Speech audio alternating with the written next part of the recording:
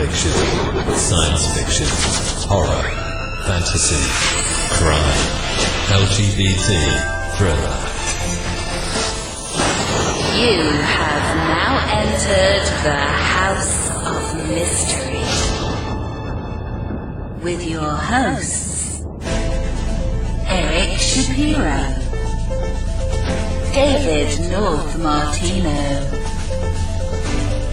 John Copenhaver, and Al Warren. Heard on KCAA 106.5 FM Los Angeles, 102.3 FM Riverside, and 105.0 AM Palm Springs. I am joined by Steve Parsons, who is the co-founder of a very unique paranormal investigation I'm going to say group very loosely because it's an incredibly scientifically based group called Parascience here in the UK. So hello Steve, welcome to the show. Good evening, Julie. Yeah, it is a bit cold outside, isn't it, this dark Friday night?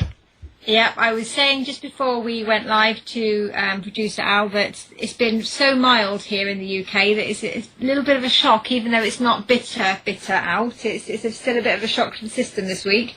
Well, you know, I suppose all our American listeners are probably bloated full of turkey. Speaking of which, I bet you, I was going to say, Russia isn't any great fan of turkey this week, are they? No. What's that politically incorrect of me? I think there's quite a lot going on, isn't there, that would maybe not be quite so celebratory, etc., etc. I'm not even going to use a stuffing joke, actually, I'm going to move away from it. So, political aside... I'm still waiting for the stuffing joke. Yeah, no, I'm not going to go there. I'm not going to go there. I'm going to be a little bit refined and not go there. Sport. I know. See, look, that's what age does to me. So, I just want to kind of... I suppose for listeners out there, because a lot of listeners are from the US, but I've also got quite a following here in the UK for the show who are very aware of who you are. But just the man behind the mystery, I suppose. So you've got a paranormal front, but who would you describe? If you had to describe yourself in a couple of sentences, who is Steve Parsons? Well, first of all, I'd like to apologise to any of the English listeners who do know me. And to the Americans, you're probably better off not knowing me. I am just a normal, everyday guy. I've been fascinated by the paranormal since childhood. I live in West Wales, which is one of the remotest western parts of Great Britain, and for the Americans, it's the bit nearest you. There's only the Atlantic, which is 2 miles from where I am, and then the next stop is the USA, where I go every fall to take part in Spirit Quest in New England. So that's always a good time.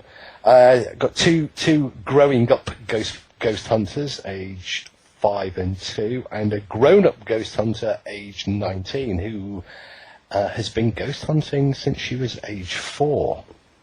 Wow. So I think she's actually probably more experienced than I am. And that's my daughter Helen. She is a demon with mediums. She takes no prisoners. Really? Yeah. And that's it. That's how it should be. That's it. Yeah.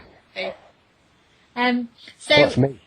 So you've mentioned your daughter probably knowing more than you do. So she's been brought up in your paranormal world, and I've got 3 kids that have been brought up in mine. And people always kind of query what that's about and how you manage it. And as a social worker as well, people would come into the house, and one of my ornaments used to be a Ouija board. And I would use it. I have no need to. I have no bother with it. I don't care either way. It's just an ornament. People would recoil in horror and say, "What do you think your kids make of it?" I said, "You know what? They don't give a damn. They're not worried in the least. To them, it's an ornament. It's just there. If they want to go and muck around, let them muck around. They're not going to do anything." So people would be really quite shocked, especially because I'm in social work, that I might have this little decorative thing in the corner. So how did Helen grow up with your interest in ghosts? How I think I can kind of sympathise with the Ouija board on the wall, but then it's growing up with me as a dad is probably a bit more extreme. We have crucifixes, religious artifacts all around the place. We have Ouija boards. Helen, in fact, has her own pet Ouija board. My two sons have got teddies, but they're teddy bear ghosts, called Ghosty. It's because it's all entirely normal to them. Yeah. They've grown up in a world where spiritualism, where ghosts are talked about every day. So there's no fear, there's no mysticism, there's no mystique about it. It's all very matter of factly spoken about. My 5-year-old, in fact my daughter, both when they were very young, on a day out, we would go looking for ghosts in the castles here in West Wales or in some building. It was a game. We would build ghost traps out of string and Lego and sticky tape. And it's all terribly matter of fact. So there's no fear of the dark. There's no fear of monsters or ghosts because it's all entirely normal.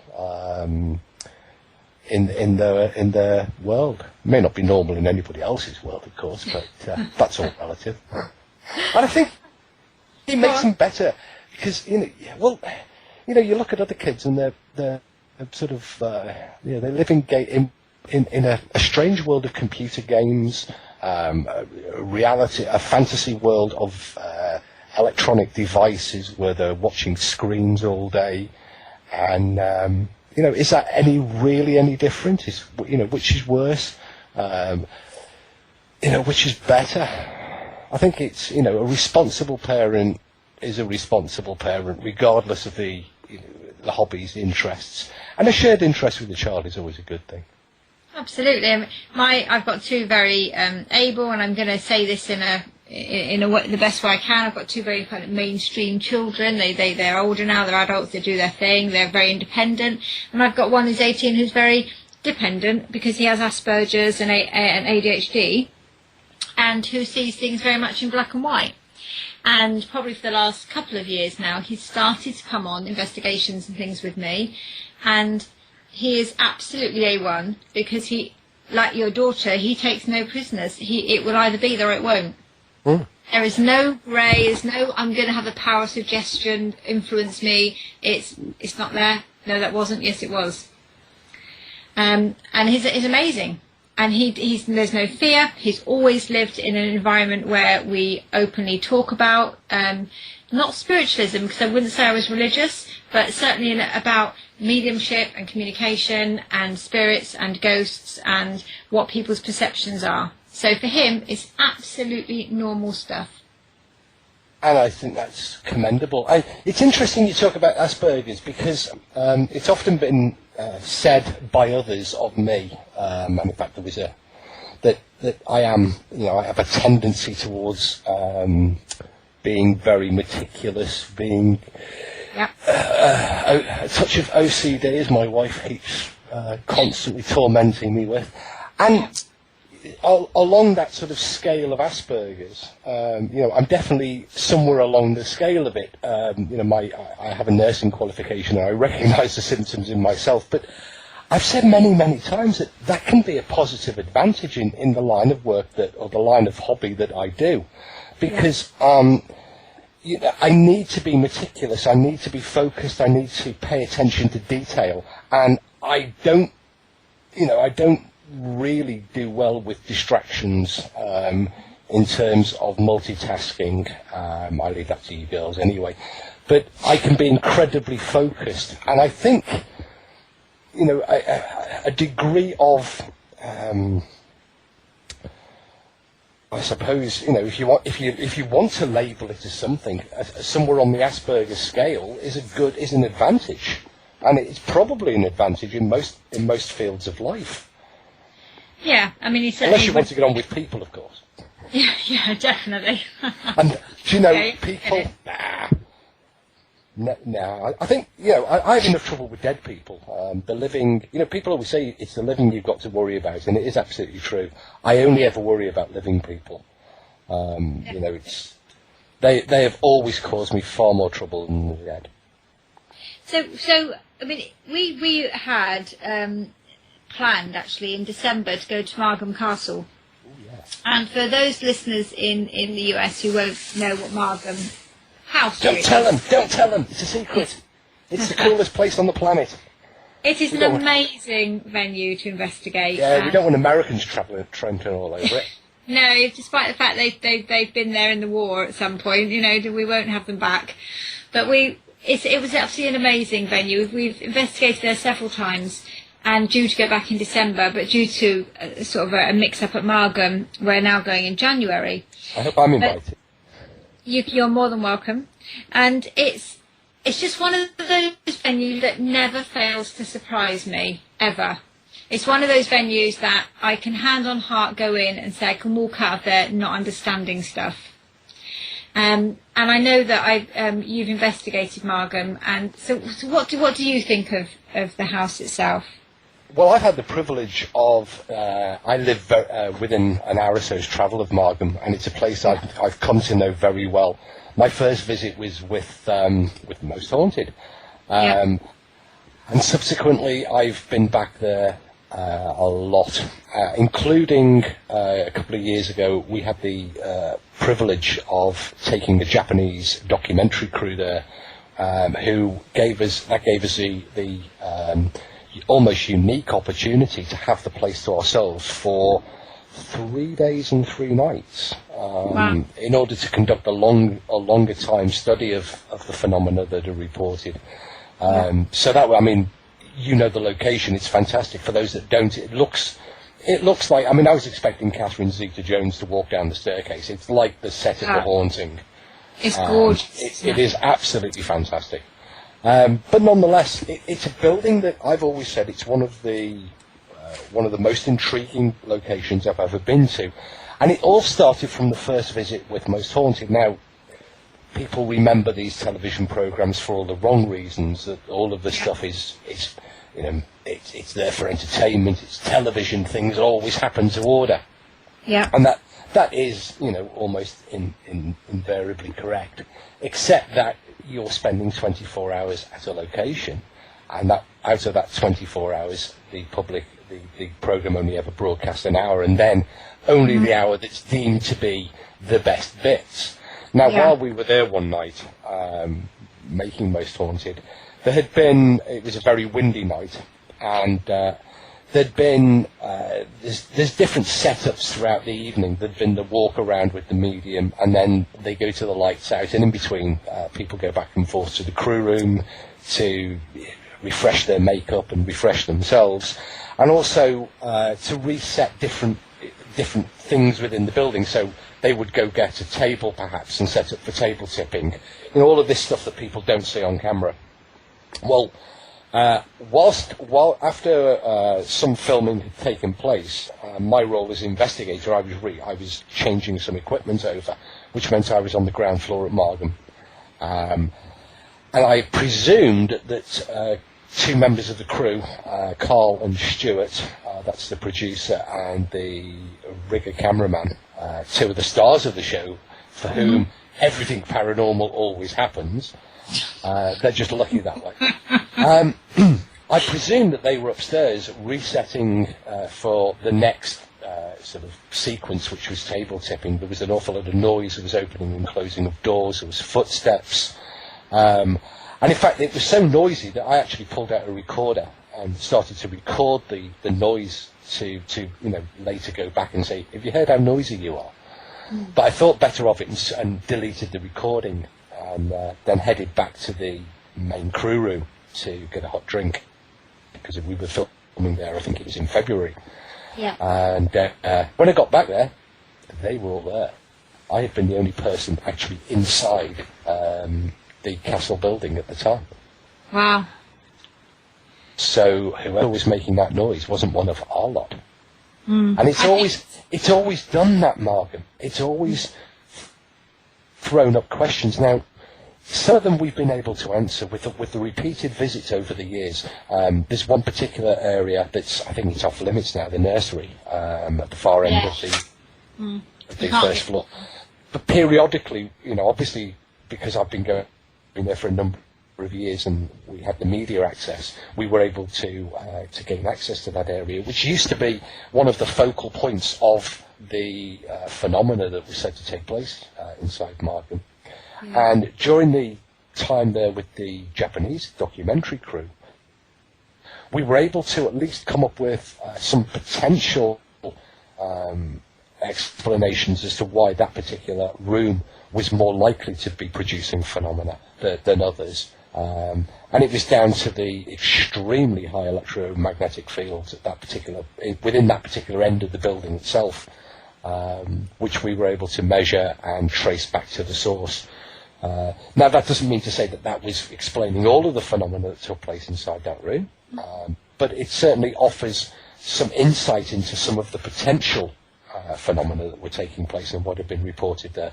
The sort of sensations of being touched and feeling that there was somebody around them, this sort of thing that was going on at that end of the building, which sadly now, as I understand, is still off limits. Yeah, I think it's completely boarded up, actually, the nursery. And just for the sake of those people listening who haven't been to Magnum, it is a very large Gothic building that is inside. There's such a wonderful ornate central stairway that it's almost like it could just be put on, the film Titanic. It's that kind of middle sweeping staircase that goes round, isn't it? And it's just beautiful, with the arches going right the way up through to the roof. And as you go back into the building, there is an area where the floor is deemed not to be stable, and so some of the building is completely shut off now, which is the nursery end, and you can only get into the room next door to the nursery.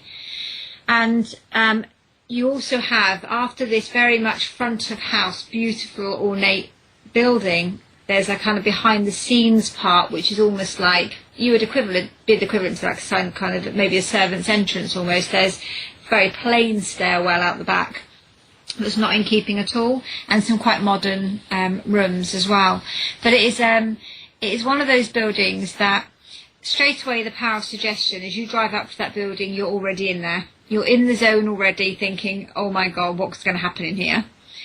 So you have to be very mindful. You have to take yourself right back from what you're actually seeing and how that's making you look and feel, because it's got all this stereotypical haunted building look about it, hasn't it? Absolutely. But when was the last time you were there?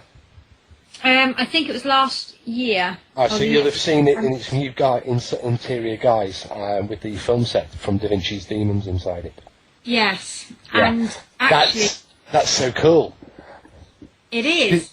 You walk out. I mean, when I first visited it, the inside had been damaged by fire some years ago, and it was because it was just a brick. You've got this outer stone facade, the magnificent staircase, but apart from that, all the rooms are just bare, stripped back to bare brick and stone. When we went there with the Japanese film crew, expecting it to look like that, once we got past the fact that Doctor Who's TARDIS appeared in the middle of the night on the front lawn, because it's one of the key locations that is used by the BBC in Wales for filming Doctor Who. Yeah. And in sort of keeping with the mystique of Doctor Who, when they deliver the TARDIS to locations, it's always delivered at night incognito, without any sort of prior notice. So when people arrive the next day, it's just there. So the TARDIS had appeared outside. We walked inside this expecting the bare walls, and we were straight back into Renaissance Venice, the Doziers Palace, because the whole of the inside had been changed into the film set for the television series Da Vinci's Demons. Yeah. And it completely threw us, because there were rooms where there were no rooms before, and there were corridors that led into bedrooms and fantastic film sets. And it was really, really authentic to the point where several of our team, and indeed the film crew, were leaning against concrete pillars, only to find themselves and the pillar lying on the floor when they discovered the whole thing was polystyrene and plaster. Wow. But yeah, that was completely strange, a completely bizarre experience, a mixture of Doctor Who and Renaissance Venice. Do you think it changed the kind of the experiences you had there? It certainly threw us. Because we had, it was a location that we knew well, and one that we'd recommended to the documentary crew. And we were going there specifically to test the claims that had been made of people's experiences. So what we were looking at is the experiences of other paranormal investigators, people who visit during the day, within the different rooms. And of course, we had to rethink the plan, because the rooms, the whole plan to replicate and study other people's experiences, well, it kind of got thrown out of the window, because they were having their experiences in what was a very large, empty, brick-lined space, and all of a sudden we were expected to try and understand their experience in a much smaller 14th century, Renaissance palace. So it did require a little bit of sort of quick thinking. Yeah, I'm sure. Well, first, certainly when we walked in and it changed so drastically, we were like, wow, what's going on here? And like you, it's that kind of disorientation, and actually it feels very different. It's what we expected to feel and see was different, and it certainly opened up our eyes a lot, actually, to Margam. We did have one amazing experience there that we never have been able to explain at all, and it was, and to put it into context to people out there, Margam is freezing. It's never a warm building. I've never ever walked into that building and thought this is okay. It is very cold, and when Steve was describing everything being back to bare brick, there are many bricks missing. So, and this is a beautiful building that overlooks the kind of the dock, so the wind does whistle in. And it was a very, very cold evening, and I walked into one of the rooms downstairs in Margam where one of my colleagues were, and she said, "Are you all right, doll?" And I said, yeah, good. And she kind of put her arm around my shoulder. She's like nearly 6 foot, and she put her arm around my shoulder and she gave me this kutch. And then she looked down at me and she said, "I'm going to have to move because I'm going to," and she swore, "hit you." And she was shaking, and she walked around the room and she literally took hold of a chair, and 2 guys had to take her out of the room and take the chair away. And there's no way we can explain that. She's one of my closest friends, but all of this, whatever happened, she was suddenly in a mindset where all she knew she needed to do was to get me with that chair. And when we took her out of the room and we went into the back room where she was, she warmed up, and her eyes were so red and she was crying her eyes out. It looked like she'd been crying for years. And I don't exaggerate that. She looked really quite rough.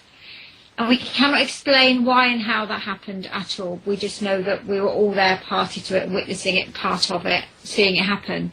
And so Margam's always got this intrigue for me. I always want to go back. It's such a beautiful and thought-provoking environment. And it's probably the only place I've ever been to that I would constantly want to go back to. I can definitely agree with the sentiment. It's one place that I never get tired of visiting. It's a challenging location. I have had the good fortune of being inside Margam when it's been a bit warmer. I think, I've been there in February, March, December. But we did the Japanese documentary in the middle of July, and I think it was the only time I've investigated Margam in the middle of the night still wearing a T-shirt. And in fact, it was quite welcome, the fact that it was cooler inside the building. It was one of those very, very rare British summer nights that we have. We have maybe, 2 or 3 a year over here. Where it's warm and balmy. That was one night I was grateful for it being cooler inside the building. There have been, there's never been anything truly that you can that I've been able to put my finger on to say with Margam, yes, that's possibly paranormal. Yes, that's certainly chat, that's certainly something that I can't immediately, come to terms with. There was the incident I said before where there was the sound of doors opening and closing, footsteps.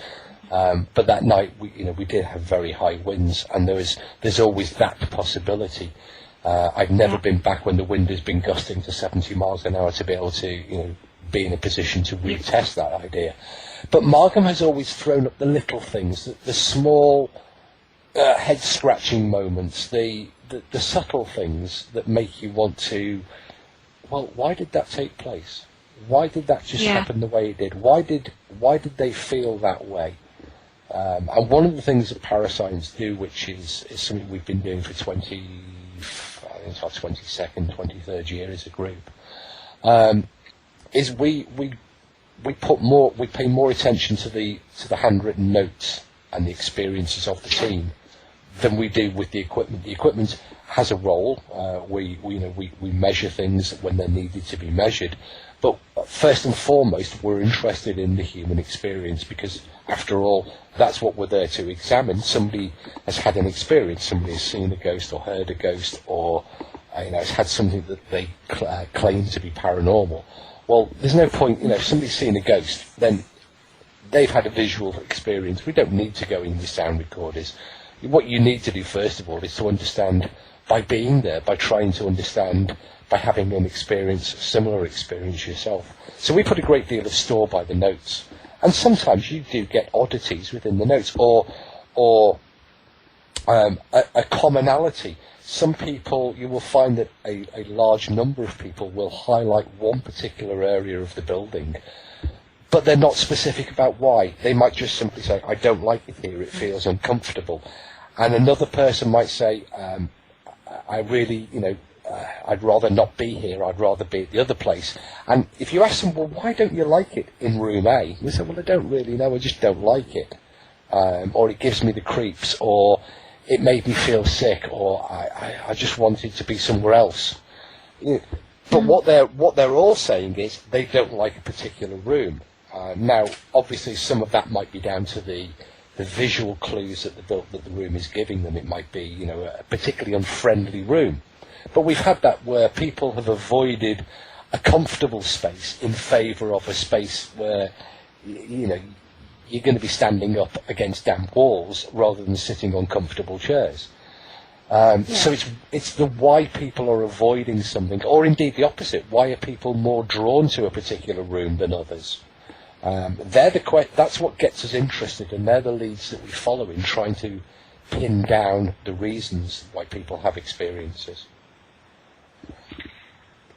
Okay, so we're going to take a quick break, Steve, but then when we come on, I just want to build on that a little bit more, because you're entering into the parascience and how you guys investigate, and I would love to talk a little bit more about that. So I'm just going to take a quick break, and then we'll be right back. And welcome back, and continuing to join me this evening is Steve Parsons, and we've been talking generally about investigation in paranormal investigations, a little bit touching on Steve's group Parascience and how they might investigate, and quite a lot on a venue in South Wales, in Port Talbot, which is investigated quite frequently by paranormal groups, but is probably the one highlight of certainly my paranormal investigation, and certainly Steve has a soft spot and a warm place for Magnum also, which is the wonderful Magnum Castle and all that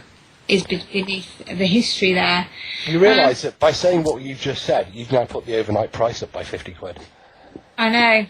It's gone down, okay. Yeah, it's gone down until you just did that ad for it. It has gone down. It has gone down. That's fact. What's it currently at? It was $380 this time last year. Okay, well, it's not that cheap.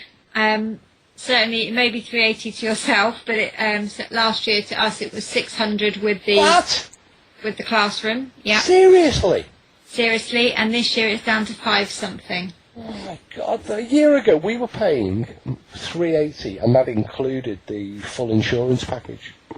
We've been through Magnum now for the last maybe 4 to 5 years, on and off, and it's always been £500 to £600. Oh my God! They put it up from 300 to 380 last year. So when you said, and I thought that was reasonable. In comparison to sort of the British places like Woodchester, you'll pay close to £1,000 for the night. And you don't even get a bowl of cornflakes for that. But with Magnum, I thought, because it's a council-owned building, a local authority-owned building, that 380 was, it was on the reasonable side of just affordable. Yeah, definitely. But and I didn't realise. I didn't realise that we were getting a discount. Yeah, you clearly do. Thank you, Steve, for that. Well, there you go. Yeah, actually, we booked Magnum in, I think it must have been about March time, and unfortunately, although we continued to kind of hound them with their paperwork, etc., they then double booked everything. So I think they've had a lot of changes this year that have caused them to be a little bit probably less easy to book onto than normal. But generally, the service there is really good. Only had two problems this year with the double booking, and one maybe about 4 or 5 years ago where we all turned up and no security arrived to let us in. Oh. And we'd had people travelling from Norfolk, which was a little bit of a pain. But apart from that, I think it's an amazing venue and certainly worth booking onto.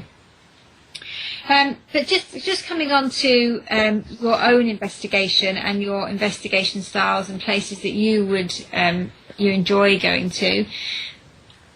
I know that you've run several courses. I've been on one of them in terms of investigation. But tell our listeners what you believe to be an ideal way of investigating in a snapshot. In a snapshot, well, you're there first. You are only there to investigate because somebody has had an experience. This idea of just going somewhere because it looks old and damp and haunted, or it's got, there was a murder taking place. Is the wrong way to be considering an investigation. If somebody has had an experience that they believe or they claim to be paranormal, then the role of the investigator is to test that claim and to try and understand the nature of the experience. So that is the starting point for every investigation. And, of course, as it's a human experience, the last thing that we take out of the box are the ghost toys, because you don't need them at this stage. You've got nothing to measure. The only thing that you have to deal with is an account, a testimony from a human being who's had an experience. Mm-hmm. And the first stage has to be to go along, to examine the location, to spend time at the location, and to see if you, as another human being, in the same place, at the same sort of time, under the same sort of general conditions, can see or have a similar experience and try and understand it. Because ghost investigators, they're a bit like ufologists in many ways, because you are never there when the original witness has their experience. So you're always playing catch-up, you're always chasing the game, you're always behind the curve. You are entirely reliant on what you're being told by the witnesses and what their experiences are. And you have to put your beliefs, your own expectations, your own agendas, you have to leave them behind. If you're a skeptic, then you're going to be naturally more dismissive of somebody's account. They saw a ghost. Oh, there's no such thing as ghosts. So you're already biasing your objectivity. Likewise, if you're a believer, if you are inclined to believe and somebody says they saw a ghost, oh wow, you saw a ghost. So you're biasing any experience that you have. All you have is the information from the person. They saw something, they heard something, they were touched by something, they felt a presence. That's all you have to go on. You know when they were, where they were, you know when they were there, so you try and be there at a similar sort of time, under similar sort of conditions. If people are watching this idea of turning the lights off and wandering around buildings in the dark, well, of course, that applies if the building's dark to begin with and there's no electricity. But if somebody's been watching their favourite soap opera at 8 o'clock in the evening, sipping a glass of their favourite red wine, and they see an apparition, why are you there at 3 o'clock in the morning looking at the world through your full spectrum camera and trying to talk to the ghost with an EVP? Yeah. You're completely wasting your time. Because you're going to find things that were never there to be found anyway, and you're going to spend time, misleading yourself and everybody else. So that's the basis that parascience starts on, which is to start from the human experience and work from that. We take our lead, I guess, from archaeologists, because if archaeologists are looking for old structures, they start, they're following something. They start with what they know and work towards the unknown. Paranormal investigators seem to have reversed it, and they start with the unknown. Somebody sees a ghost in the middle of the afternoon while they're working in an office, so they all troop in at 3 o'clock, overnight. They turn all the lights off, and then they start saying, "Is there anybody there?" Oh, I've got an EVP saying, "You're all going to hell," and I've got these shadow people on my infrared camera. Well, that wasn't what was ever seen. That wasn't what was ever reported. So who's misleading who here? Yeah, definitely. So, you have some amazingly big groups in the UK, don't you, that have 40 or 50 people on them for an investigation. Oh, yeah. And, it's not an investigation, it's just a mockery and a money... It's a circus. It's a circus, isn't it? It's not just here in the UK. We have exactly the same situation. I was, when I was over in New England, there were groups in New England. I was 80 people in a very small building, a very small property. And what you've got is, in actual fact, I don't think the situation's very different either side of the Atlantic, because the vast majority of paranormal investigations these days are actually public access events. They're marketing events. Tickets are sold. The events are promoted on Facebook and social media. Tickets are sold, and a large number of people who are not part of the group are turning up, and they are being taken or dragged from room to room and shown. In this session we're going to do table tipping. Then we're going to go and do some EVP. Then we'll let one or two of you peer through the full spectrum camera. Then we'll get the bobbly thing with the flashy lights, and we'll talk out. And then our group's resident sensitive will sense something in the corner of the room, and then we'll have a tea break, and then you can do some table tipping. That's what happens. And then they all say, of course, we're not for profit. Yeah, I've done the maths. I know how much a lot of these locations are. Yeah. Obviously not with Magnum, as I demonstrated earlier, but it's very easy. You can phone up the venue and say... I've done that myself, some years ago, where you want to go and investigate these places, and the only way you can afford maybe £1,000 for a 7-hour stint somewhere is to ask other people to come along. So you can see how people get into that cycle, and we've completely gone the other way, and actually we don't invite anybody with us, because for me it's not what we're there for. So you have to come back to actually what is our belief, what is it we're trying to achieve, what is it we want to go for, and it certainly isn't to take 30, 40, 50 or 60 people or even 10 people around a building.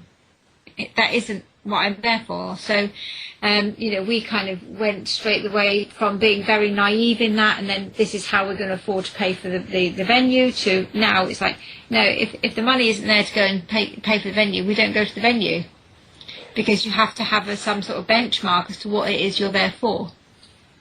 I think what I've got to make a clear distinction between going there for the purposes of conducting an investigation, which is completely different from, for example, one of the things that you've been on, one of the courses, because there are an awful lot of people, despite what I've just said about me, the groups, within every group there are people who are dedicated and who are interested and who are, fascinated by what the paranormal means, and they have a whole raft of different questions that they want to ask. They might just want to get an understanding at a personal level. Everybody might have different questions, and they need the opportunity to be able to explore those questions and to be able to I hope, learn some of the basic steps that would help them with an investigation. Now, with Ghostology and with the courses that I've been involved with, there is a clear difference between investigating using the group parascience and facilitating good practices by people who are interested. Now, I'm not arrogant or naive enough to want to tell people this is how you do ghost hunting. My method works for me. It works very well for parascience because I've told them it works for parascience and won't retard them if it doesn't. But every group, every individual has got to answer their own questions. Every group has got to find a method that works for their own group dynamic, because some groups are, they're looking for different things. They have their own questions. What Ghostology has always tried to do is to offer people the foundations, the basic building blocks of good practice. How they then put those Lego blocks of good practice together, what they make from those blocks, is down to them and down to their group. So I think there is a difference. You can do larger sort of events where you are, edutainment, but that's completely different to, and where I have a problem with, are groups who do that under the guise of investigation. They claim, they will advertise that people are going on a real investigation, and with 30, 40, 50 people and more, you just are not. And the problem is that what happens is participants are led from room to room, location to location, and as I said before, it's divided up into a very set pattern. We'll do calling out, we'll do EVP, we'll do the laser grid. We'll do some of the even more bizarre ones, the human pendulum, which when I first heard of this, my heart sort of leapt and sank at the same time. I had visions of them swinging the medium on a rope from the rafters, but sadly that didn't take place. Okay.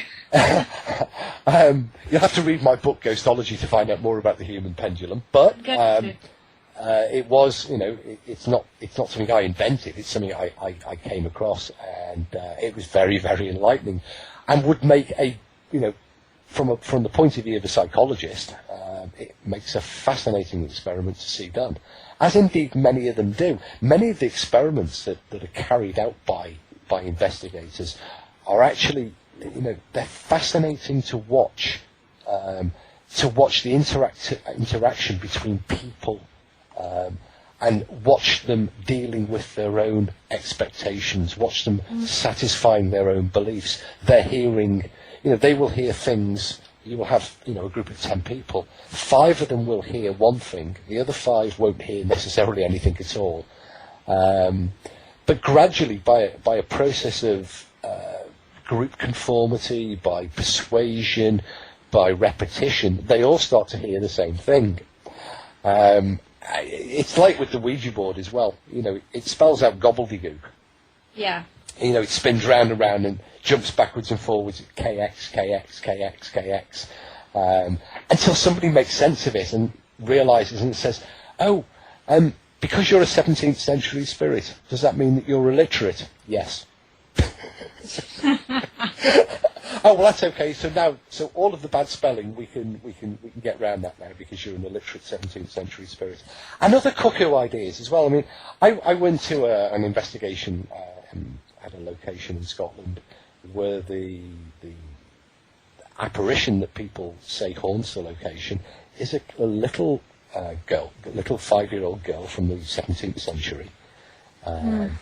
And one of the groups decided that they would bring along a trigger object, this idea that you can evoke or provoke a response from the spirit realm by presenting them with something that they will interact with. So they brought along, because it was a little girl, because it was a child, they brought along a toy. And you can see the thinking behind this. You can go along with it till you realise that they reached into the bag and pulled out a Buzz Lightyear doll. Now, I don't know quite what a 17th century child would make of a Buzz Lightyear. I don't imagine they would be immediately drawn to it. And it's a sort of, that's what Ghostology is about. It's about, come on, put a little bit of thought into what you're doing. You can, all of the great breakthroughs in amateur science, in astronomy, in archaeology, in chemistry, in physics, have been made by amateurs. The academics only come along later and claim the glory and, mop up the Nobel Prizes. And it's the same within the paranormal. There are huge advances, there are huge areas where we have no understanding, and the academics really aren't interested in going there.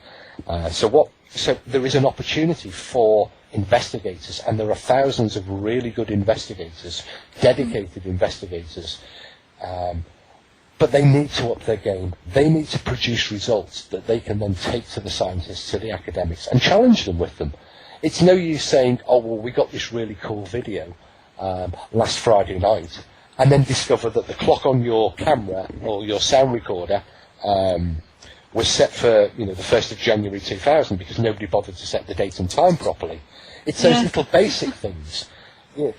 They're the sort of things that make what you're doing credible and meaningful, that you can show the skeptics that you have considered the flaws, considered that you are in fact not in a controlled environment, and that you have taken steps to mitigate some of the problems, and given your evidence a degree more credibility for doing that. If you're going to measure something, people often measure, for example, temperature.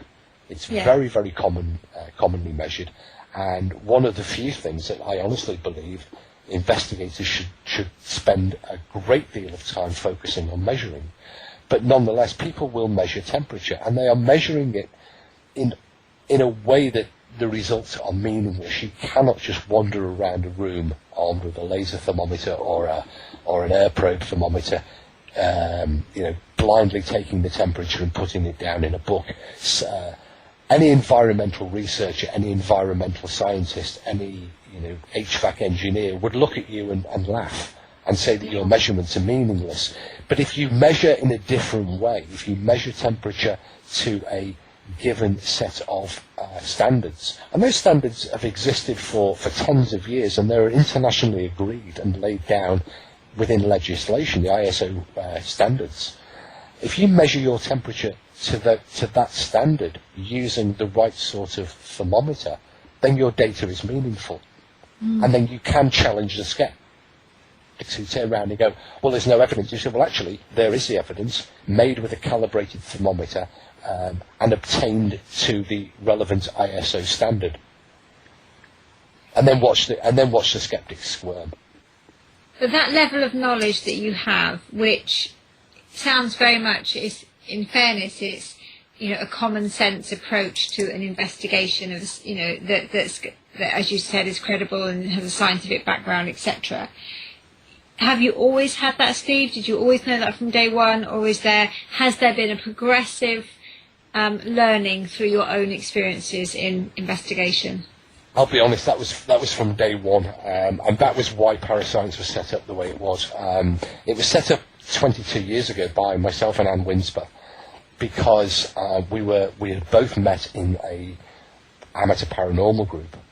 I had come from industry and nursing, where you're used to working to, my qualifications are measuring things within industry. I have degree qualifications in measuring, stuff, temperature, humidity, pressure, all of those things that ghost investigators need to measure.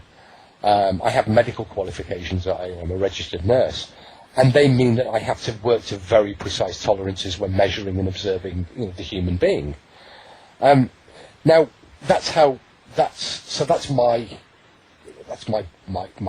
sort of foundation, and and as a pharmacist, and again, you have to work to very precise tolerances, and we took that into, once we saw that the amateur group that we were involved with at the time they were just wandering around aimlessly in the dark looking for ghosts, we realised that it was never going to progress, it was never going to get anywhere, and that there was already a method that worked, the scientific method, and you don't have to be a scientist to do the scientific method.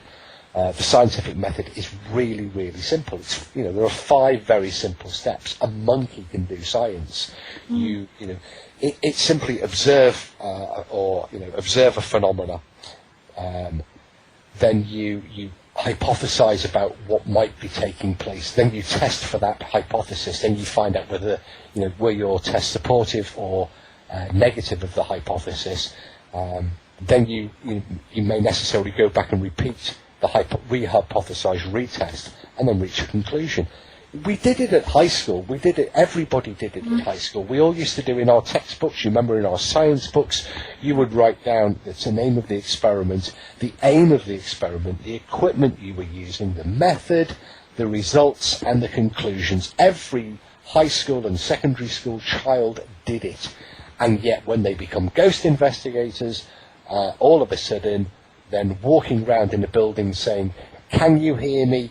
If you can hear me, say my name. Can you tell us how many people are in this room with us? Oh my God, it said 5. That's not evidential. I was at, not Margam, but another castle in West Wales last year with a paranormal group. A paranormal events company would be more accurate, because there were 30 or 40 people there eating rich tea biscuits in the middle of the night and being herded around the location. And one of the experiments that they were taken to see was 2 light-up polystyrene balls with coloured flashing LEDs in on springs, on long springs. They looked like the old-fashioned dealy boppers from the 70s that they got from the pound shop, the dollar store.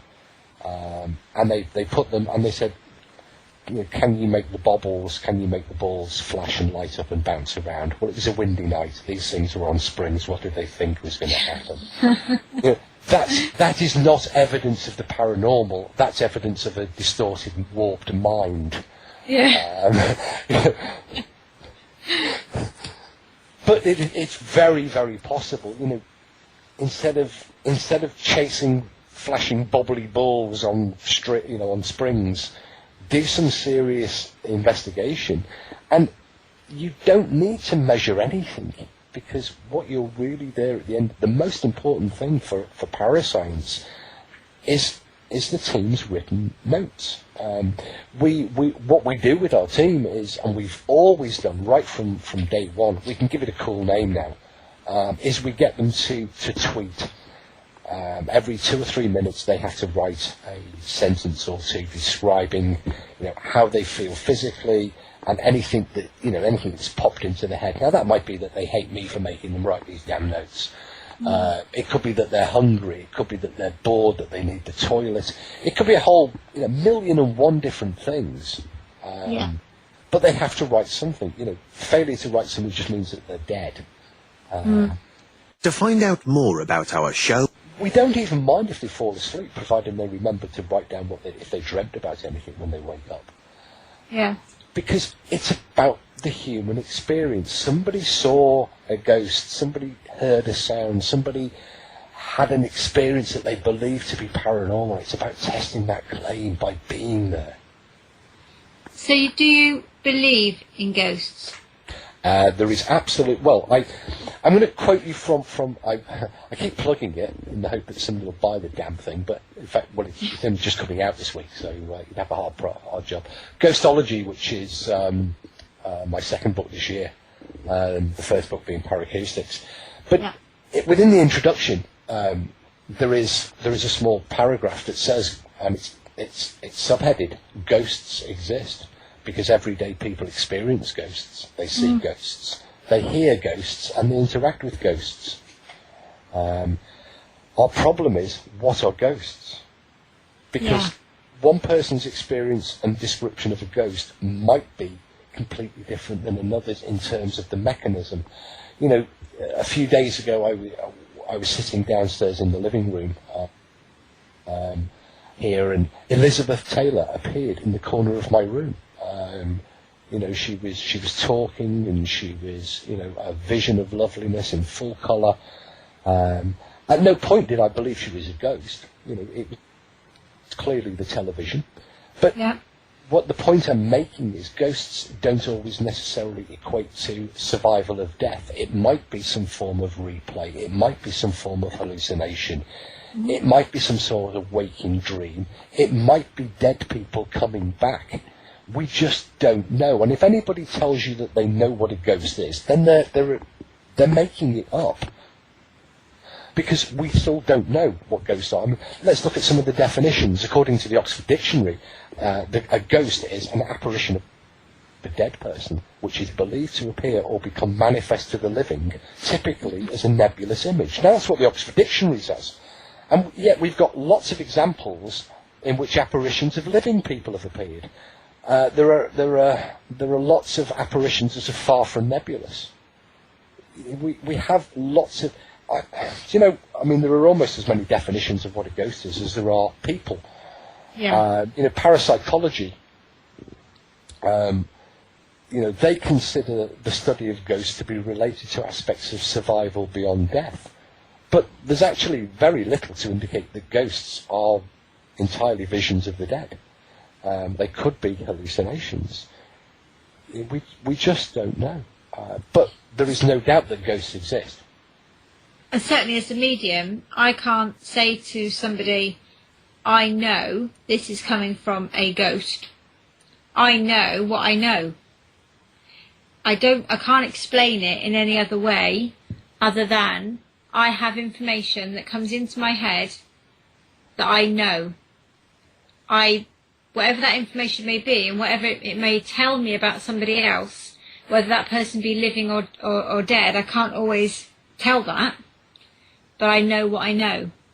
So the closest thing to that I could ever say is that I'm a medium because I know the information is coming from, or it relates to, quite often, people that have passed over. But that doesn't mean I can absolutely hand on heart say, I am absolutely 150% certain that this information is coming from a dead relative.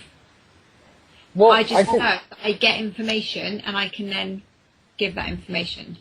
Yeah, and I think it's important that, objective investigators don't rule out mediums. There is this sort of snobbery within parapsychology and within some investigators that because you are a scientifically focused investigator, that you are somehow anti-psychic or anti-medium.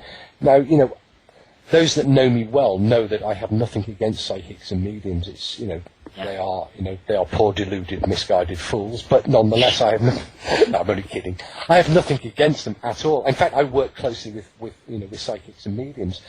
Where I do take exception and where I do issue caution is where a group might have a resident psychic or a resident sensitive, and then they pay too much attention to that person. Now, when somebody is having an experience, when you as a psychic and a medium have an experience, then it is entirely right and vitally important that we document your thoughts, your impressions, and your belief that this is a psychically gained impression.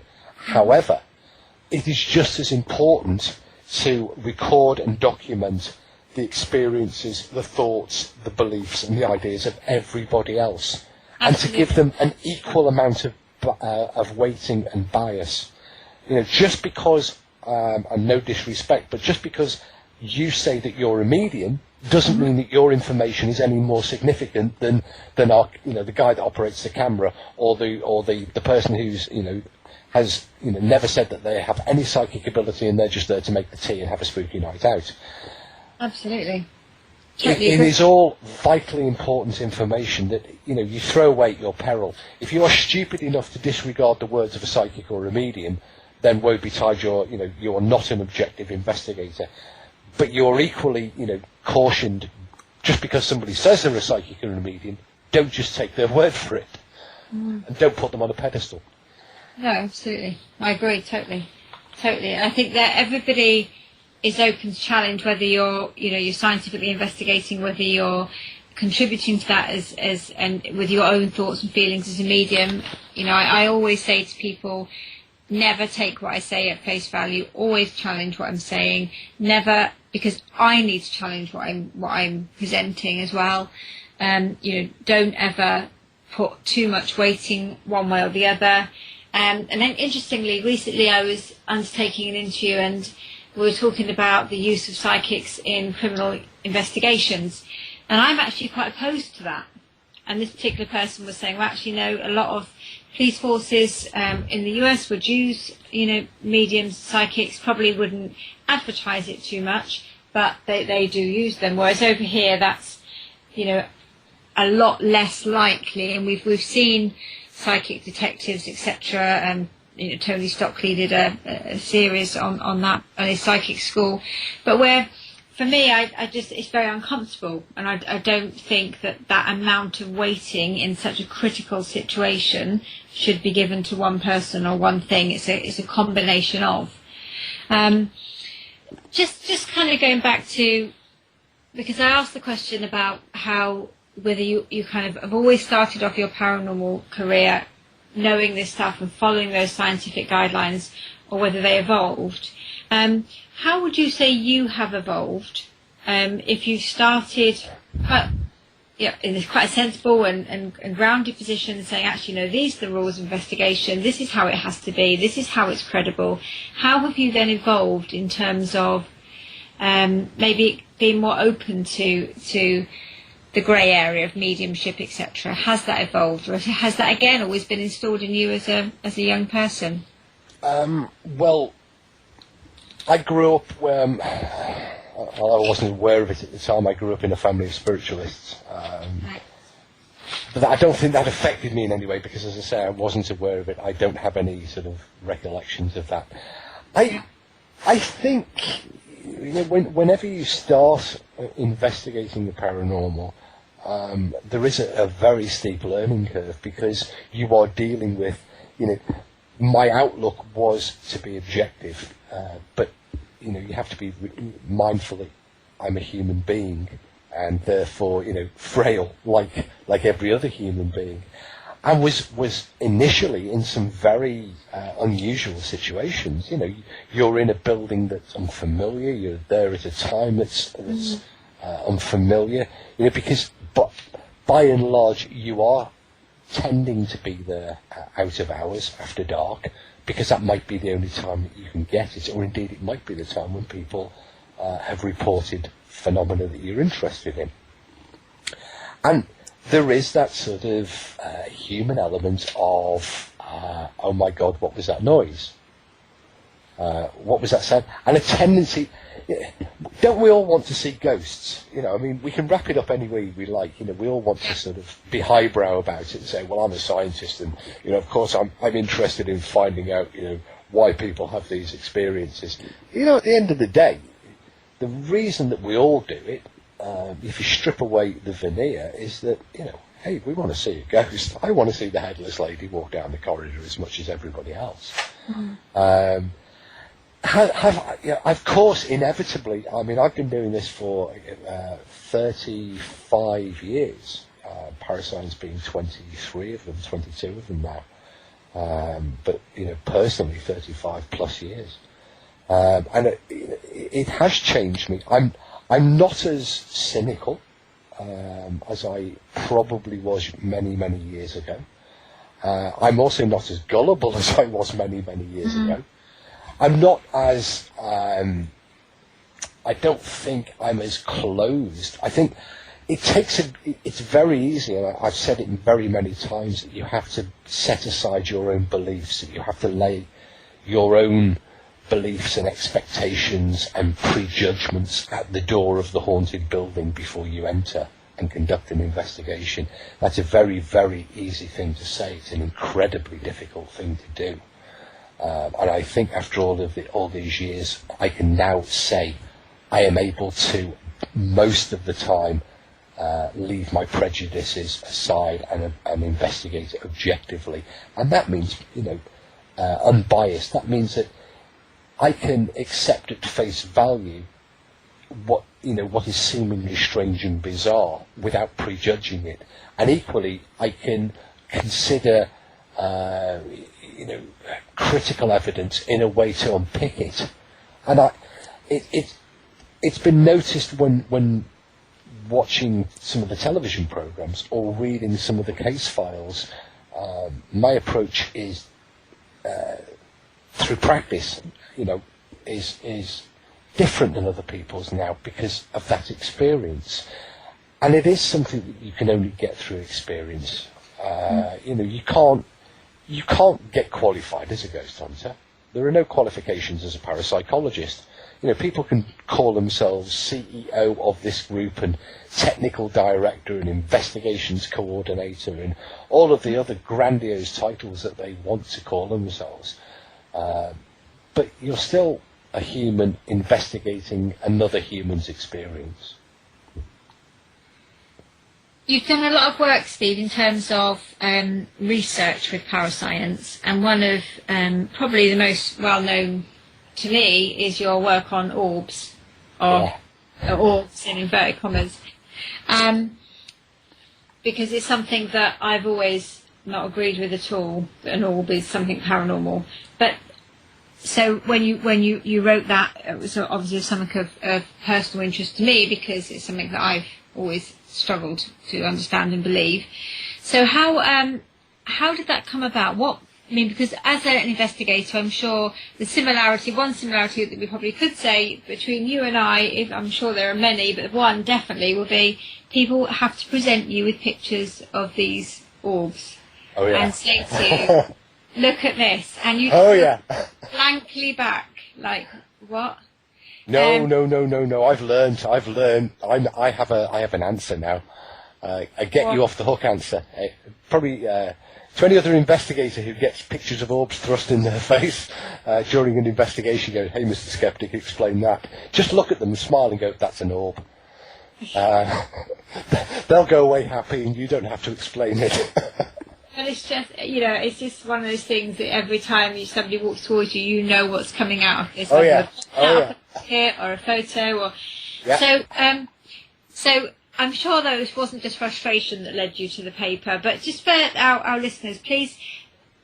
And I know how in depth your paper is on orbs and the technical side of it, which I couldn't even proclaim to be near. But tell us about your investigation into it. How long did it take? And you probably had to learn quite a lot to get your head around all of the technical stuff, I would imagine, as well, in order to pull the paper together. Well, yes. I mean, it starts back in the late 1990s. Parascience had invested in a digital camera. Back then, it was 0.8 megapixel, so state of the art. Took 5 pictures on a floppy disk, and we paid well over £1,000 for it. Wow. Yeah. And we started to get these little glowing circles of light on some of the pictures. Naturally, we were intrigued. This was something we hadn't seen photographically. They only seemed to appear in haunted houses, which is probably because we were only taking pictures with the camera in haunted houses. Yeah. But nonetheless, they were intriguing, and we were left sort of with some questions. Was this new technology able to show us something that was, unusual? Were we getting an insight into the paranormal, or some aspect of the paranormal with this camera? But then what happened was, wherever we took the damn thing, we got these little circles of light. These just blobs on. It didn't matter whether we took them at home, whether we took them in haunted locations. These little blobs. You get to the point where very quickly you think, hang on, if it's happening that often, it's not going to be paranormal. Not unless the atmosphere is saturated with ghosts, who all come back as soap bubbles. And I for one really don't want to come back. Well, I don't fancy an afterlife as a soap bubble. So it's not very long. Not very long-lived, is it? No, if that's what's on offer, to come back as a stone-throwing soap bubble, then death I want to be final. But nonetheless, so in the late 90s, we were faced with this conundrum. We sent off a batch of pictures that we'd taken to Sony, the camera manufacturer, and said, "Hey, what do you make of it?" And they went, "Well, we haven't seen this before. We don't think it's a fault or defect with the camera." Well, of course, that made it more intriguing, but we were still not too happy about it. What we did notice quite quickly is that wherever we were in an environment that was misty, or it was raining, or indeed occasionally an insect that we knew was there had gone past the camera, then we were starting to, the light started to go on, and we started to realise that what we might be dealing with is a simple optical reflective phenomena. So we started to do some rudimentary experiments. We started blowing talcum powder in front of the camera, and we started just seeing what would happen if this is what would take place. And we very quickly realised that that was the case. So we set out a series of experiments in order to define and to test the idea properly.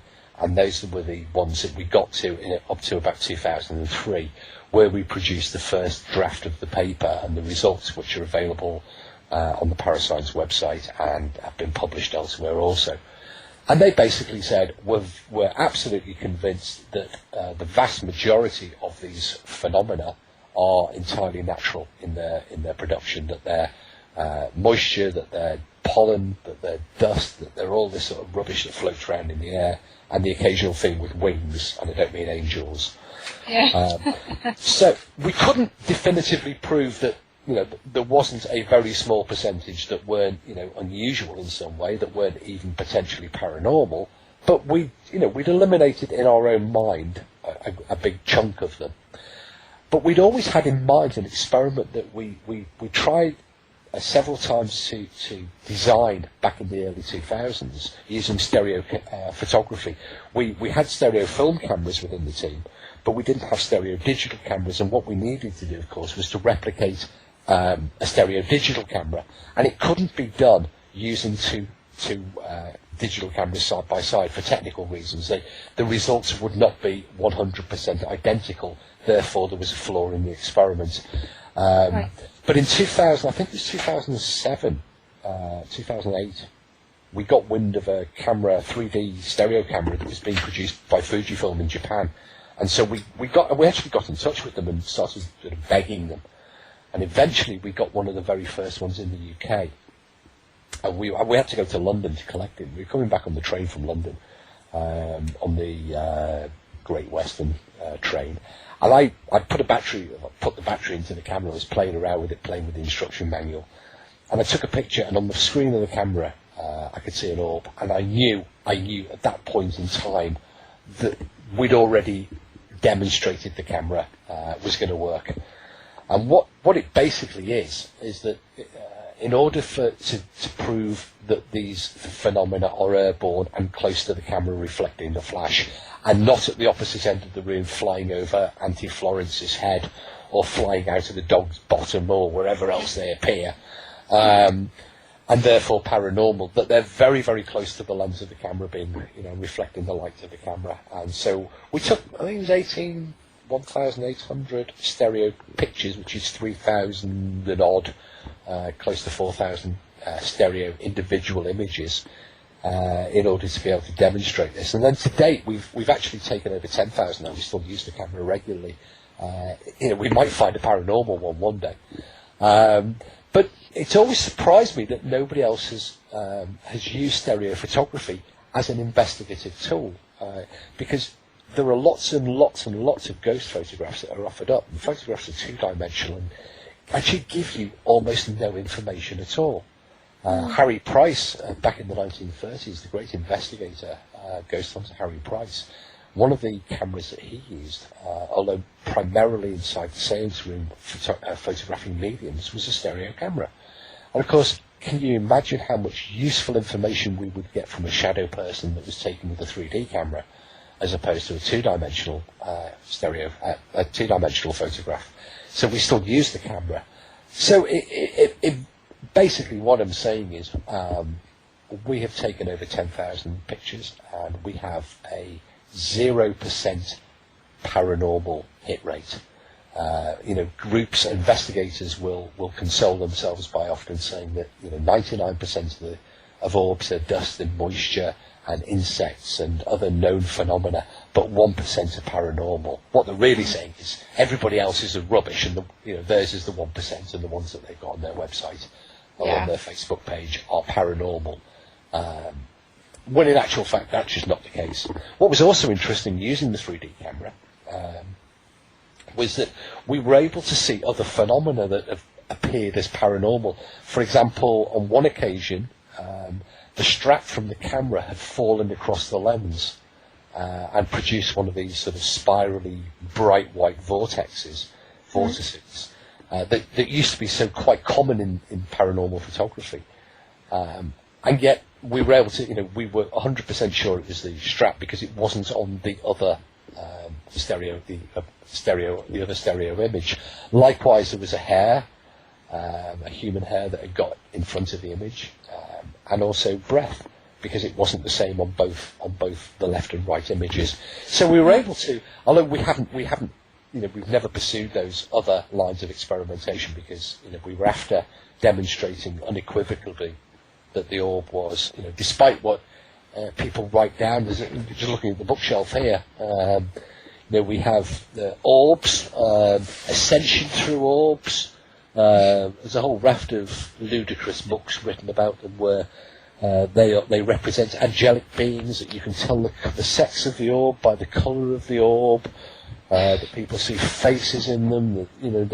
That they are otherworldly beings. In fact, I'm just trying to reach for one here now because there's one orb is called Lord Gautama, and that some orbs are whirls. And there's a whole book here. It's got 30 something chapters about how orbs Archangel Metatron focuses on peace. This is an orb picture. Oh, God. I mean, come on, people. Yeah. What are they on? Well, they're on something. Well, they're on something. It's got more than 40% proof. They're just dust. And the reason that we did it was not to ridicule these people and their beliefs, but it was to say, it goes back to what we were saying earlier about doing meaningful research, doing meaningful, collecting meaningful information and evidence. How many thousands of hours have been wasted by people sitting in front of a computer, blowing up pictures and fiddling with them in Photoshop, determined to see a photograph of a demon in an orb, when instead that, stop wasting time with the known and go and look for the things that we genuinely don't know anything about. And I said temperature before because it is the one physical phenomena that has been documented and properly recorded. If we go right the way back to the early part of the 20th century, people within the seance room and people within haunted houses using the correct equipment, properly calibrated thermometers, were recording strange temperature variations that seemingly are defying the laws of thermodynamics and that shouldn't take place. And these we know that they're being correctly measured, and yet they're still taking place. And moreover, they're taking place coincident with people saying, I saw something, I heard something, I felt something. So the temperature is doing something unusual, whilst a subjective, witness account is describing an unusual experience. Now that to me as an investigator is fascinating. And yet how many investigation groups actually bother to properly measure the temperature instead of rushing around the building with their MP3 recorders shouting, is there anybody there? There is a lot of, we could make advances in our understanding if we just put away the broken radios and the EVP recorders and the I was going to come on to EVP as just another frustration. Yeah, I thought I'd give you a segue into it there. It was just that, for me, I've sat through so many people saying, listen. I remember I'm laughing to myself because it was just so mad. But we used to have a lady who absolutely, she wanted to be a part of our group, and she was in there for a while until we had to ask her to go. And I say that not in a horrible way, but she would email several times a week with EVPs, and she really believed that her house was a portal where spirits would go, in and out of this portal in the garden. And the EVPs were always related to Michael Jackson. And we'd have influxes of them that would say different names like Elizabeth Taylor or Macaulay Culkin or all of these things, all these names that were just, it was nothing like that.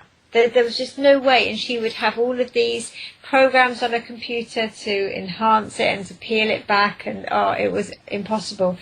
And yet, whilst that is in its extreme form, and she used to put her EVP recorder out constantly to pick up these sounds and then read whatever it was she wanted into them, it happens in almost every group you go into.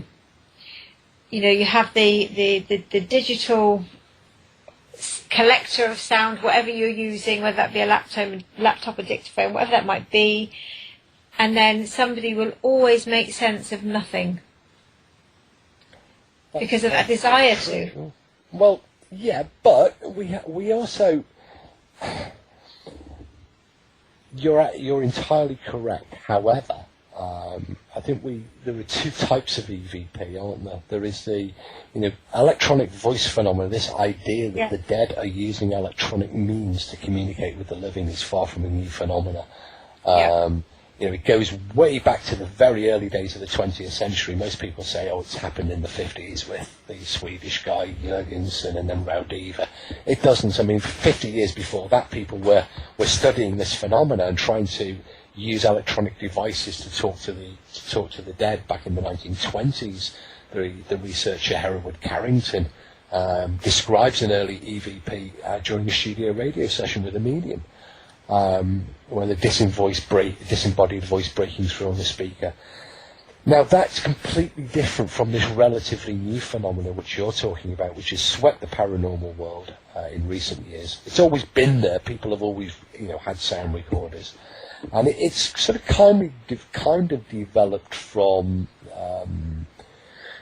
the EMF meter, because go back 10 years, and EMF meters, the ghost detectors, were the big thing. Every group had to have the K2, every group had to have the cell sensor, every group had to have their EMF meter.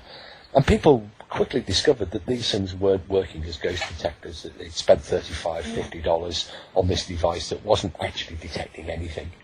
You mean the ghost radar apps don't work on iPhone either? No, not really. But then what they did is, they noticed that these things had flashing lights. They thought, well, hang on, we've got a communication device here. If the ghost moves towards it, maybe it can't detect the ghost, but maybe the ghost can flash the lights. So they developed communication with the K2, more lights, which gradually develops into, an area of electronic speech, because it crosses into EVP. Yeah. And it's very, very, we've done experiments, we've played games with people where we can pretty well control what they're going to hear or what they think they're hearing. And the important thing with any EVP is, if you want people to, it's rather like drawing the red circle round the picture in the orb, or the ghostly shadow person hiding in the corner. The best EVPs are always the ones that you tell people in advance what they're going to hear. Otherwise, people tend to hear different things, because people hear what they want to hear. And it's very, very easy to do experiments where you play the same sound clip to 10 people, and they will hear completely different things if you don't tell them that what you want them to hear. And you don't actually have to say you are going to hear. When people go on an investigation, the question is front-loaded to prime the people's listening. If you say, how many people, can you tell us how many people are in this room?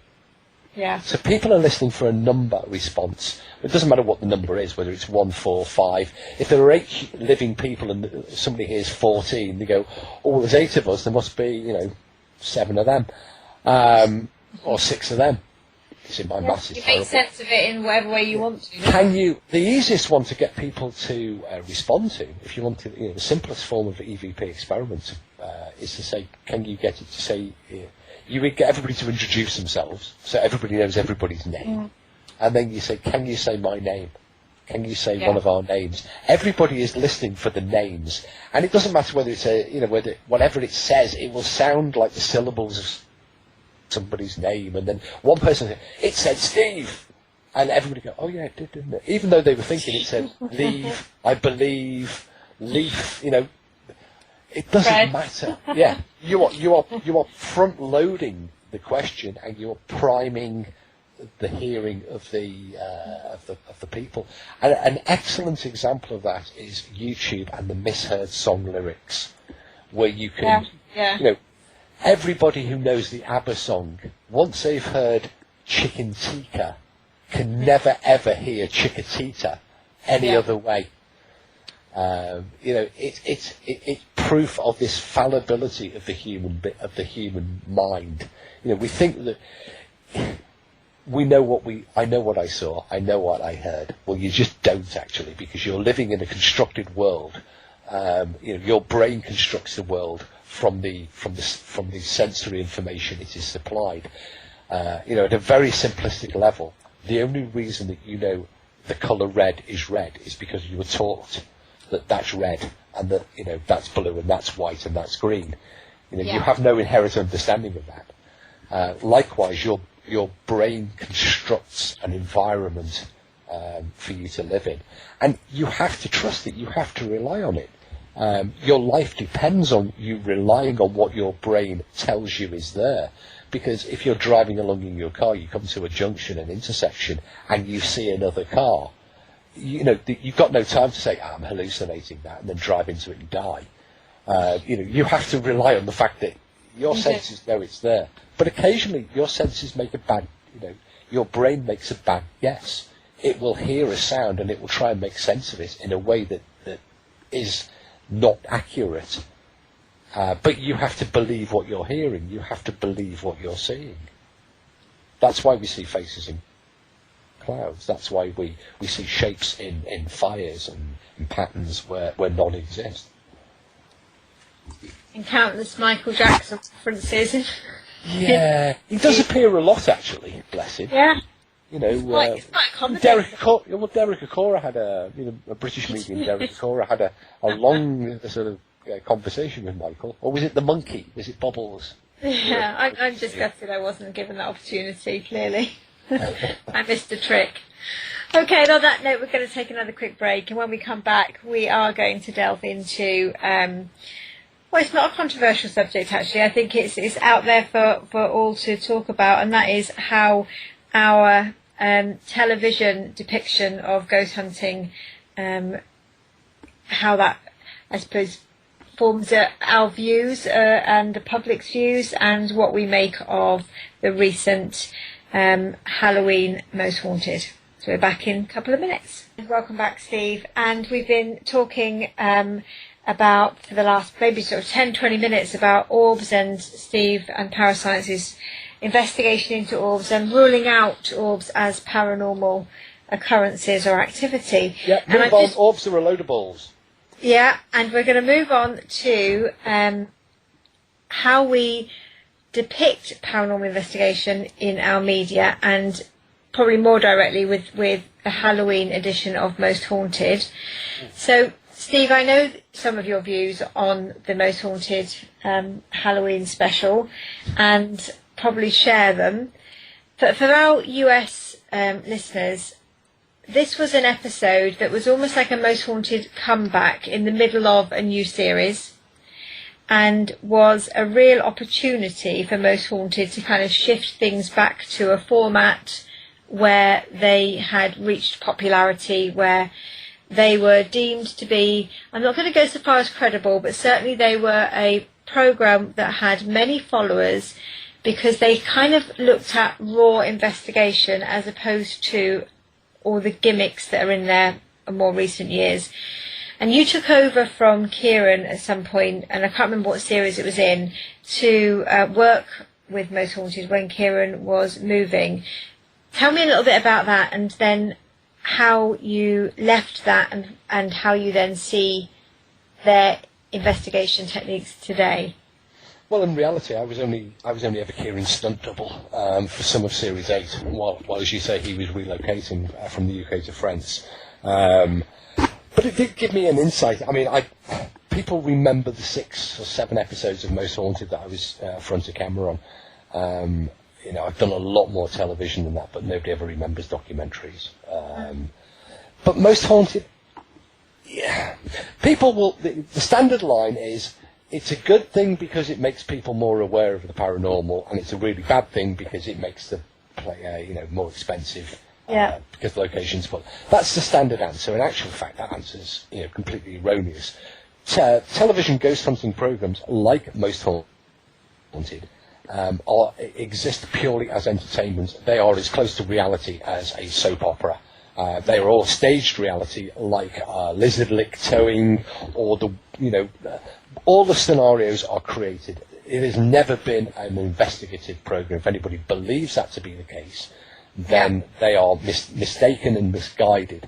What you are seeing is a program that is designed to sell advertising space, and therefore, in order for advertisers to buy revenue slots on the program, then the program has to attract viewers. And initially, they getting away with, we're going to spend a night creeping around a dark building in night vision would suffice.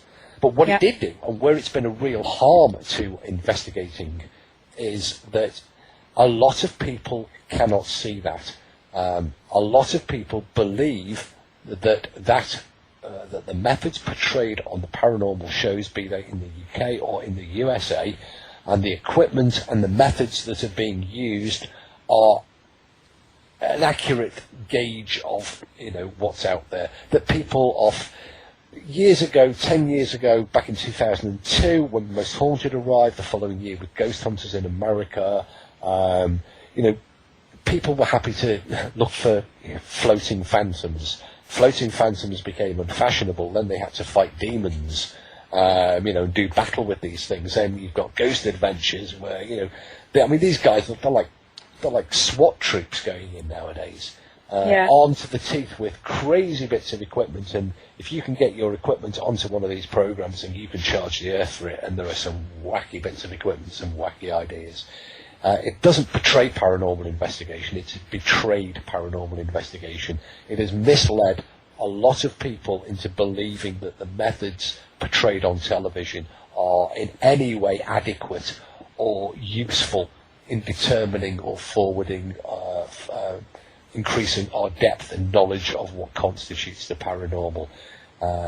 It's just wrong. But as an entertaining genre, as a format, for entertaining, it can be brilliant.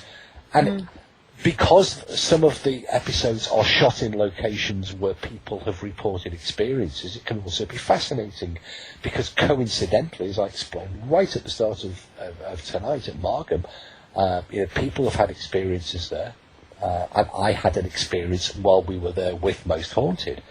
The experience, of course, didn't make it onto television, because television, it wasn't exciting enough.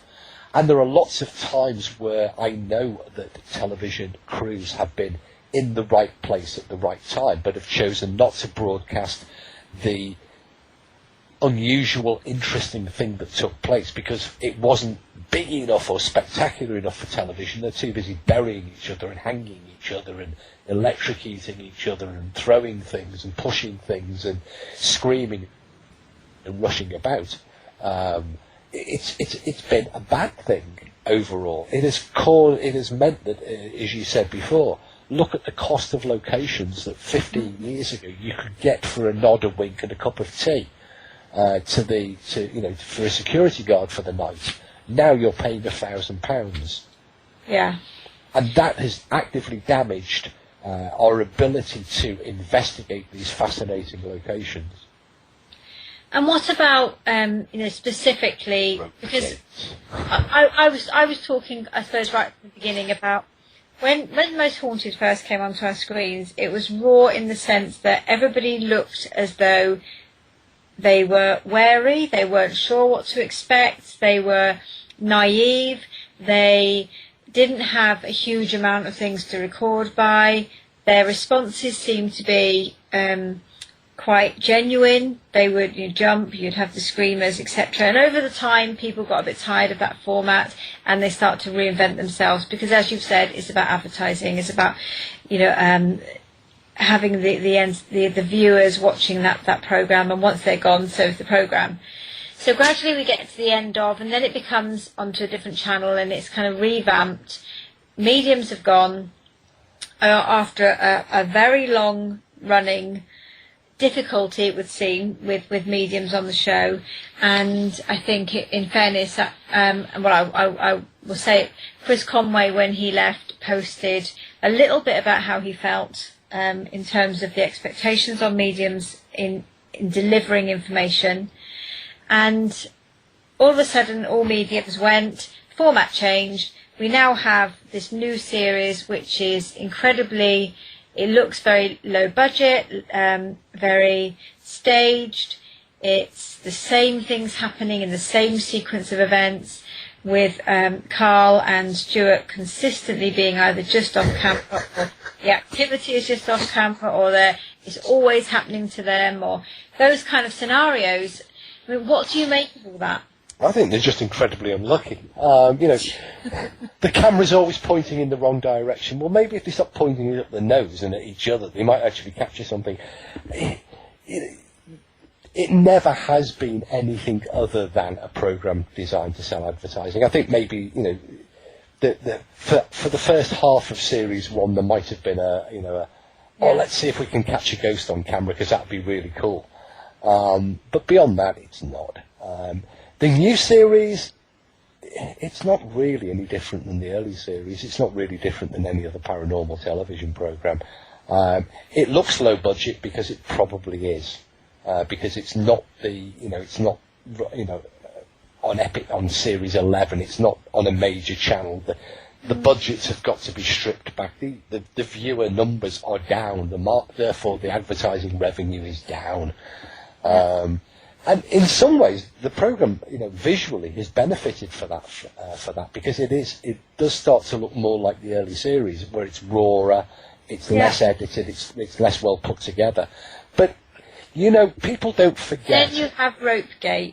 Well, yes, you do, don't you? I mean, people don't forget that it's always Carl and Stuart, the unlucky two that stuff happens to, and so it wasn't really any surprise when Carl got yanked up the stairs by Carl the ghost, who sort of hauled him bodily. Unfortunately, one of their own webcams caught him being hoisted by his own petard, as they detected what appeared to be a rope lashed around his waist that jerked him up into the stairs. And Carl came back the next day onto YouTube and publicly said to the serious fans who ask questions, and not to the lunatic fringe, which was everybody else, who dared question he just threaded his camera cable to his waist. Now that's perfectly fine, a perfectly good explanation, except that no other sequence in the entirety of that programme or any other live can you find a picture of Carl walking around tethered with a camera cable hanging off his belt. Moreover, there is a shot that was that took place, several groups found it, of Carl's camera with its cables attached on top of one of the tables. And the camera cable is quite clearly black in infrared, not white, as Carl was making the claim on YouTube. So, there was Carl's response then was to post a picture on YouTube the following day, on Twitter the following day, showing him a group of Most Haunted fans and Stuart, with Carl tied to a rope and Stuart pulling it, with a group of people all laughing along at the jolly jape. Basically, they were sticking two fingers up at anybody that questioned what they were doing. And saying, we don't care what you think, we're still going to do it. To heck with it. I saw that Chris Conway had challenged and said, well, okay, so if all this activity occurs, etc., let us be observers. Let the Most Haunted mediums come along and be observers, and let's see what happens then. Yeah, I read the challenge, but the problem with that challenge is, there are two things immediately wrong with the challenge. First of all, you have the problem that it was only mediums initially, and one of the mediums himself had left under a cloud in an earlier series. I think during series 4 or 5. There was a cloud of question marks cast over one of the mediums there. Now, and inevitably, as I said to Chris when he issued the challenge, which I was supportive of generally, is that immediately anybody went along to validate or to be independent witness to the claims that are being made, nothing would happen. you can't prove a negative, so they'll just turn around and say, well, nothing happened that night. So Yeah. there you go. And of course, as soon as the next episode shot series airs, the Carl and Stewart, the double act, will no doubt have another unfortunate incident where the paranormal takes place just off camera. Yeah. Oh, they're so unfortunate, those two. Or incredibly lucky. I mean, they manage it every week, whereas in 35 odd years, I've probably, I don't think I've managed as many paranormal encounters in 35 years as they manage in one half a series. They're incredibly skilled, and they're like magnets. They You are. just have- I you have know. that I'm not allowed to say a particular word, but something sticks to a blanket. Yeah, that's absolutely right. Let's not cost them 200 quid. Watch Alan sweat now. Producer is sweating. Okay, so probably the most important part, really, of this interview, Steve, is about all the research and ultimately then how you portray that within your books. And you've got several books that people can go and buy and find out more about your research into investigation and your findings. Talk us through, because I know you've got Paracoustics, you've got your Ghostology. Talk us through some of your books and where we can find them and what they're about. Okay, well, chronologically, Paracoustics came out in the summer and was at work between myself and the parapsychologist Cal Cooper. Because my PhD is looking at infrasound, low-frequency sound, and its involvement in paranormal experiences. And there is a whole raft of other sounds that are linked to paranormal: the footsteps, the rapping, EVP, telephone calls from the dead. And what we did is we got all of the people who are the leading investigators in their field, from the both academics and frontline investigators who were studying some aspect of sound, and we brought it all together into a book that hopefully gives the definitive, up-to-date account of sound and how it relates to paranormal experiences. It's Paracoustics, Sound and the Paranormal, and you can find it on Amazon with its bright yellow cover with the ghost wearing the headphones on the front. But that was an edited work. Obviously, I contributed some of the chapters, and there are work that looks at infrasound, that looks at EVP, telephone calls from the dead, the psychology of sound, the physics of sound, seance phenomena, the knocks, the raps, the bangs of poltergeists, the spiritual music that takes place, anything that more or less to do with sound and the broad paranormal we've tried to cover in Paracoustics. Obviously, we can't cover it in one book, so there will be areas where we've had to leave light.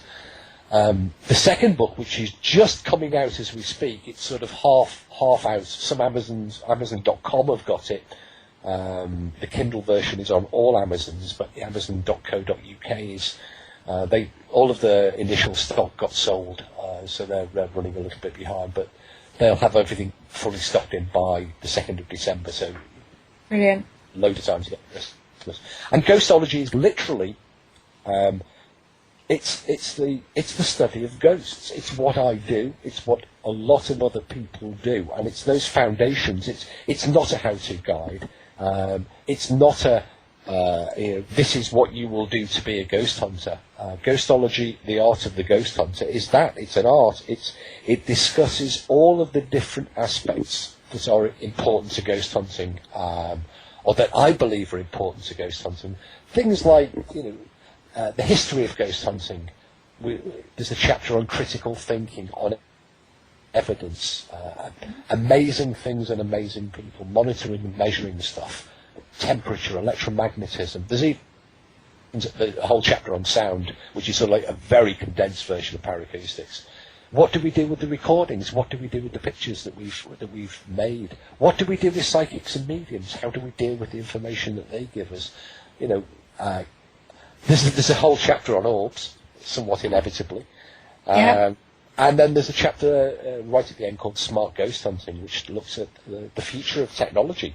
So it's an amazing Christmas present, isn't it, for people? It would be an amazing Christmas present, and you can get it on Amazon. It's got a bright green, sort of most haunted green cover with a friendly-looking ghost on the front. It's called Ghostology, The Art of the Ghost Hunter. There is another book called Ghostology 101. That's nothing to do with me. Okay, so look for the one with the green cover. How long does it take you to put together? It's probably taken me the last 35 years to put together, because Right. I never planned on writing a book. I realised that the course that we used to do, that you came on.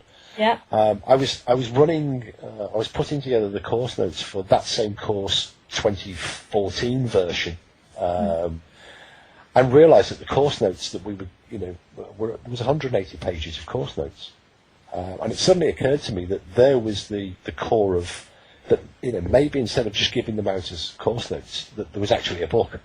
Yeah. And so a word with the publisher. At the time, we were just publishing Paracoustics at the time, and lo and behold, Ghostology, 5 months later, is just hitting the shelves in time for Christmas. Won't make it for Black Friday unless you're in America. And it even has, books should reflect, I think, a little bit of the personality of the author, and those that do know me know that I take what I do seriously. I very rarely take myself seriously, and so. The final chapter of the book, it has a little surprise that I'm not going to reveal, that people will have to buy the book or download the Kindle version to find out. But it's a little bit, it's that sort of personal twist that I think, Are you going to do it on audiobook? I think the idea of me droning on for that length of time to somebody, I'll leave the hypnotherapy tapes to Kieran. He has the voice that would put people to sleep. Quite possibly. Okay, so a great idea, guys, if you're going to go out there and get Christmas presents for any aspiring ghost hunters, or those people who have been doing this for years and who just want to kind of, I suppose, revisit and reevaluate how they are investigating. Yeah, it's not a book that it's not a book for it won't teach you how to. It's not going to tell you that you're doing it wrong. It's not a book that, hey, Steve knows best. I wouldn't dream of writing that sort of book. It's going to inspire people to just rethink and think about the way they do things and think of different ideas. Yeah, hopefully. Cool. Steve, thank you so much for Been a what has pleasure. been an amazing interview. I've enjoyed every second of it, and you certainly don't drone on forever. Everything you say is so informative and inspiring, and I've really enjoyed it. And you're more than welcome to come along to Margam or to Neaty's Head, and you definitely hope to catch up soon anyway. But thank you so much. To find out more about our